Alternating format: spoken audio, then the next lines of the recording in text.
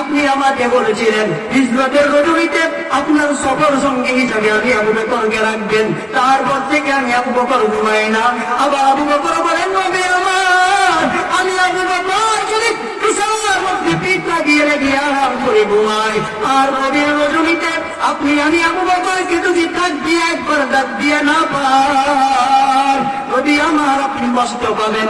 আমি আবু বকর জীবিত থাকা অবস্থায় কিন্তু পরিমাণ কষ্ট আপনার হবে, এটা আমি আবু বকর বরদাস্ত করতে পারবো না।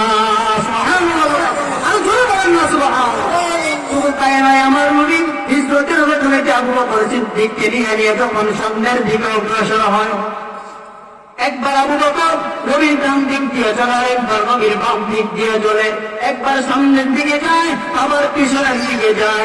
আমার নবীর দিয়ে বলে আবু বকর ভাই, কি তুমি একবার ডান দিক দিয়ে যাও, আবার বাম দিক দিয়ে চলো, একবার সামনের দিক দিয়ে যাও, একবার পিছন দিক দিয়ে চলো। আবু বকর ব্যাপারে কি জবাব দাও? হযরত আবু বকর চোখের পানিগুলো ছেড়ে দিয়ে কান্না করে করে বলে নবী আমার, আমি আবু বকর যখন আপনার ডান দিক দিয়ে যাই, ও নবী আমার ধারণা হয় কাফের মুশরিক বেঈমানেরা, কাফের মুশরিক বেঈমানের দলেরা ডান দিক থেকে আপনার উপর আক্রমণ করে বসবে। ও নবী আমার, আমি যখন দৌড় দিয়ে আপনার বাম দিকে চলে যাই, আমার ধারণা হয় কাফের মুশরিক বেঈমানরা ডান দিক থেকে আপনার উপর আক্রমণ করে বসবে।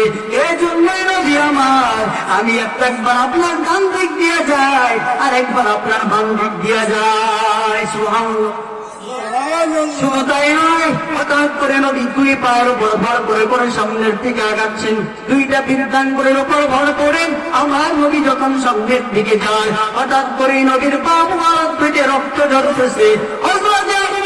যখন বের করেন আমার নবীর পা মুবারক থেকে রক্ত ঝরতেছে, আবু বকর সিদ্দিকের হাতের মধ্যে একটি নেকড়া ছিল, সেই নেকড়া দিয়ে আবু বকর সিদ্দিক আমার নবীর পা মুবারক থেকে রক্তগুলো মুছে দিচ্ছেন।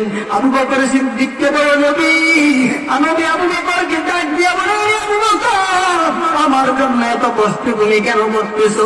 আবু বকর সিদ্দিক বলে নবী, আপনার জন্য এই কষ্টই আমার শেষ নয়, বরং আপনার জন্য আমি আবু বকর জীবনটা দিয়ে দিতে প্রস্তুত।